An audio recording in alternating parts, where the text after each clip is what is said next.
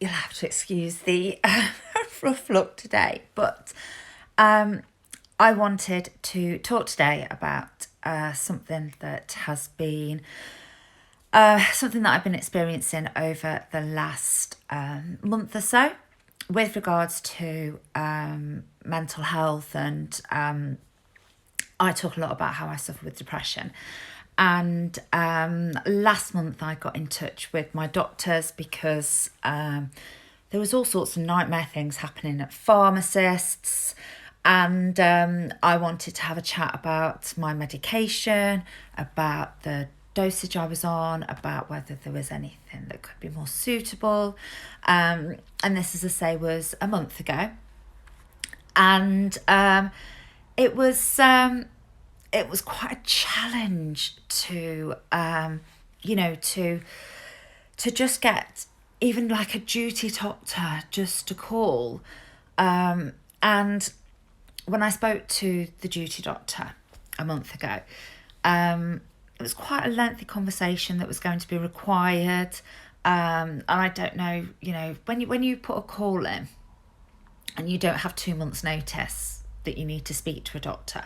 So when you put a call in and say, look, I need to discuss my medication, then it is going to be a duty doctor that calls you, and that duty doctor is going to call you, and you have to take that call.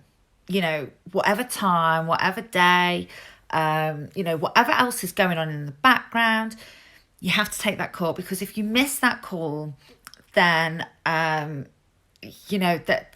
what will happen is they'll try and call you the same time, like 3 or 4 times. But if you miss that call, that's it. You've kind of missed it. So the call was happened. They got the call a month ago from the duty doctor, and it was Charlie's birthday, and it was the time when everybody, like a couple of our family, had come onto the drive to drop the presents. Not come anywhere near us, stand on a drive, and wish him happy birthday. So I'm knowing that this is going to be a lengthy conversation. I'm trying to explain what's happened with the pharmacist. I'm trying to explain how I feel like I need, I don't just want that prescription sorting anyway. I want to have a talk about, is this the best medication? And it was just horrific. It was horrific. And so I didn't finish that call. I ended up having a call, which was a pre-book call about my back, that ended up talking about that, so I could get it sorted. But this month, again, I've asked for help. I've said, actually, that change didn't suit me. So when I put my request in for medication, we have an online system. So get this, so you can't ring up about repeat prescriptions. So I went onto the online system to order and say, I need, my prescription sorting for this month. But I made a note on there and said, but I need someone to call me about this, because I want to discuss it, because it wasn't working particularly well for me. We changed it. It wasn't working. So I asked for a call on the Tuesday or the Wednesday. So I put the request in on the Monday, asked for a call on the Tuesday or Wednesday. And I didn't get that call. I said I was struggling because the meds had got me going up and down and up and down, and it wasn't good. So I said I was struggling. And so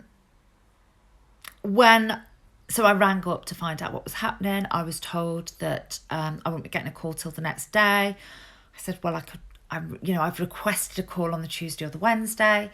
I got a call from the duty doctor. I'm driving. So one of the boys answers the phone, because we know we have to listen out for this call, like I say. I'm trying to talk on the phone. And it just wasn't going well. This phone call was not going well. I said, oh yeah, can you explain what's happened? Right. I put a request in on the Monday. It went through on the Tuesday. This is the doctor. I said, no, I know I put the request in on the Monday, because I said, can you call me either tomorrow or Wednesday? He said, I'm not going to argue with you. So I'm somebody who is on the phone to talk about how my medication for my depression isn't hitting the spot. And they just want to argue with me about when I put the request in. And then I'm explaining how I've gone from a slow release to an immediate release. And I'm told that the medication I was given, that the dose I'm on shouldn't be given an immediate release. So I'm asked whose idea that was. Does it actually matter whose idea it was? Surely it should just be a case of, let's get this woman sorted with her medication. But I seem to be last, like actually sorting out what I needed to sort out with my medication, was last on the list. First of all, they wanted to tell me how I shouldn't put a request in like that. I should ring up.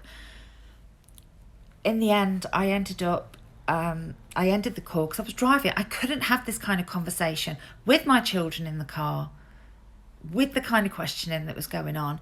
So I turn up at the surgery and I'm like in tears saying, I just need to speak to somebody about this because this medication isn't working. And the same doctor comes out, tells me that the issue is that I am irritable. I'm in floods of tears. I'm saying, can I just speak to my doctor? Can my doctor, like my family doctor, who I've got a really good relationship with, can they just call me? Do you know, if I have to wait a couple of days, I have to wait a couple of days. I'd rather do that than go through this. I was forced, basically. Like, no, we need to get this sorted now. Okay. I was told I was irritable. I was told that I hadn't allowed 48 hours.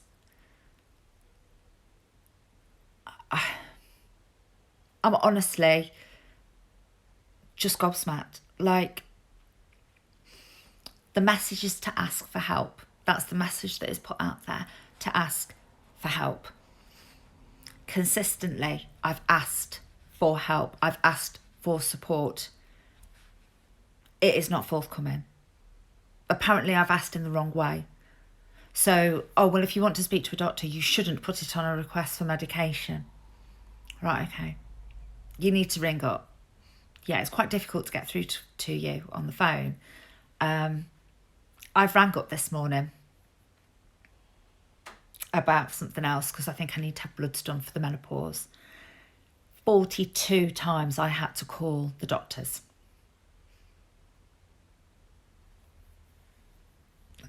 There just seems to be a complete lack of understanding of how people with mental health can't deal with trying to ring doctors 42 times to request a review of their medication. It's so sad. It's so sad because I stood in that car park and I was distraught. And I was questioned. And it was implied I was the issue. I don't need that.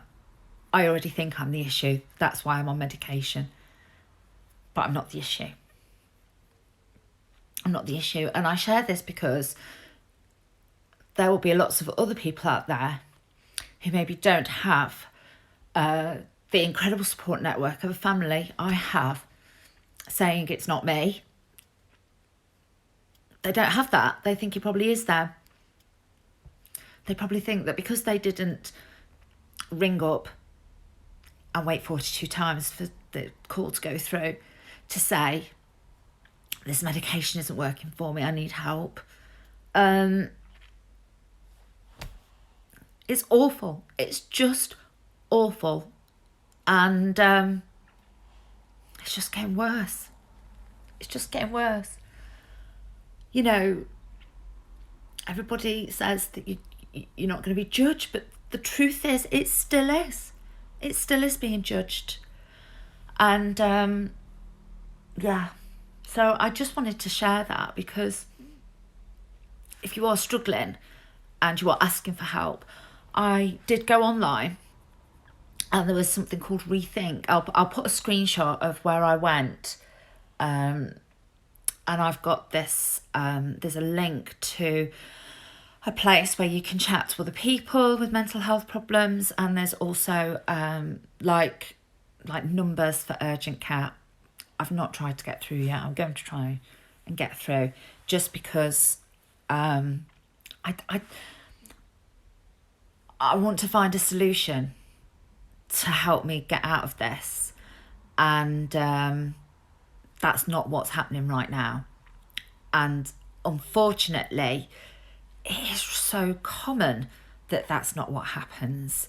It isn't just about mental health. It's a really common issue that we have, where I've had it with my son's eyes. I don't want to keep giving him antibiotics. I want to get to the root cause of why his eyes are doing this. Why is he getting dry eye? And it was only because I pushed and pushed and switched hospitals and pushed that eventually I got the answer that it was potentially a dust allergy.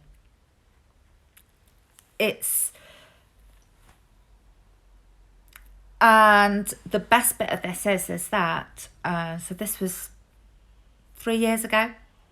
3 years ago that I was pushing them to find out. I will do, darling. I will get it resolved. I will do. I'll make the phone calls.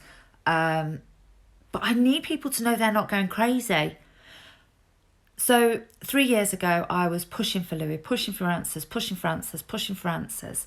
And I was saying things like, do you think it could be allergies? And this doctor, who yesterday was really rude to me, like I say, making me think I was the issue in this whole process thing. I'd sat in his office with Louis and said, there's been things missed here. You know, this has not been dealt with properly. And he said that I was irritable then too. I'm disgusted. I'm disgusted that somebody in the medical profession says to somebody who has admitted that they are really struggling with how they feel about themselves, and he brings up that 3 years ago I was frustrated because they weren't doing everything they could do for Louis either.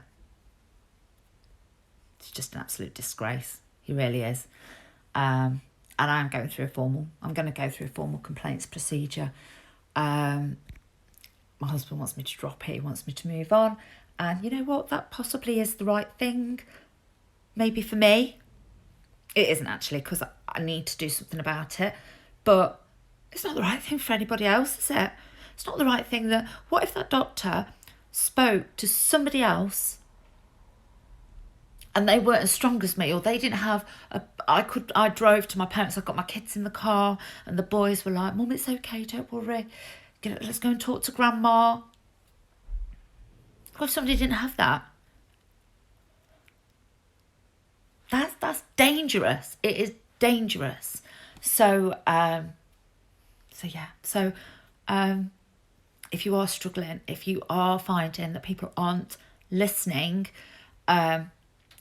be told you're irritable. I don't care. You can tell me I'm irritable all the time. Yeah, you're right, I am irritable because I'm frustrated at your lack of compassion, at the lack of, there was no follow-up when I changed my medication. And if they'd have followed up with me, they'd have realised. But it was even wrong. It was wrong. The medication I was given should have been approved by a consultant. That's how wrong they got it. And it's like they're twisting it to be me.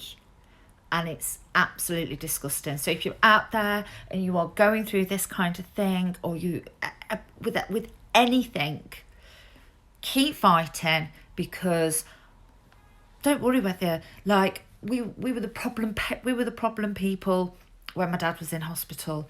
But you know what? When they said that they might switch his ventilator off, he'd only been ventilated for 3 days, and they were saying, you know, at some point we're going to have to switch it off. My dad's home now. I'm walking around. They could have switched that ventilator off. That is just absolutely appalling. You have to fight. You have to fight, guys. I just hope this has given somebody else some strength, and you know you aren't alone, and you know you're not the one going crazy, because you're not. You really aren't. And thank you. That's really kind of you to say that. Okay, bye-bye.